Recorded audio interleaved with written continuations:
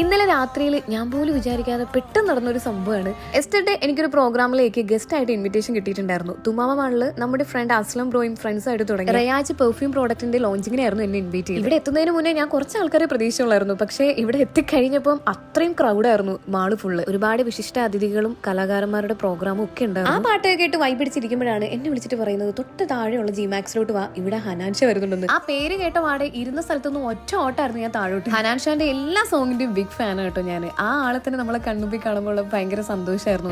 One സെലിബ്രിറ്റിനെ കിട്ടിയിട്ടുണ്ട്. നാട്ടിൽ നിന്ന് ഖത്തറിലേക്ക് കടല കടത്തിയ ഒരാളാണ്. വമ്പനാണ് ഇപ്പുറത്താ. പിന്നെ നമ്മുടെ ശ്രുതി ചേച്ചിയും കണ്ടിട്ടുണ്ടായിരുന്നു കേട്ടോ.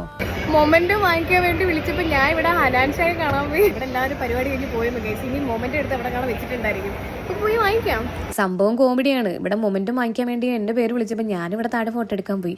ഈ സമയത്ത് ഇവിടെ വന്നപ്പോൾ എല്ലാവരും പോവുകയും ചെയ്തു. പിന്നെ നമ്മുടെ കുറച്ച് ആരാധകരൊക്കെ നമ്മളെ കണ്ട് ഫോട്ടോസ് ഒക്കെ എടുത്തിട്ടുണ്ടായിരുന്നു. ഇതൊക്കെ കാണുമ്പോൾ വേറൊരു സന്തോഷം. കൂടെ നമ്മുടെ സലീമിക്കാനെ കാണണമെന്ന് നമ്മുടെ ബ്രദർ കുറെ വിട്ടും പറഞ്ഞിട്ടുണ്ടായിരുന്നു. അപ്പൊ അങ്ങനെ കണ്ടു, സംസാരിച്ചു, വീഡിയോ ഒക്കെ എടുത്തു. അങ്ങനെ ഇക്കായും ഹാപ്പി. അവിടെ വന്നിട്ട് പരിപാടിന്റെ ഇടയിലൊന്നും മുങ്ങി, എന്നാലും പിന്നെ പരിപാടിക്ക് ഇപ്പൊ പോയി. അപ്പൊ സെലിബ്രിറ്റീസ് ഒന്നും ഇല്ലത് കൊടുക്കാന് തൽക്കാലത്തൊക്കെ ഞാൻ തന്നെ സെലിബ്രിറ്റി ആവുകയാണ്. അപ്പോൾ ഹൗസിക്ക് വന്നതിലും സഹകരിച്ചാലും ഒക്കെ ഒരുപാട് സന്തോഷം. Thank you so much. അപ്പൊ നിങ്ങളുടെ ബ്രാൻഡ് വീണ്ടും വീണ്ടും വിജയത്തിലോട്ട് പോവട്ടെ എന്ന് ആശംസിക്കുന്നു. Thank you.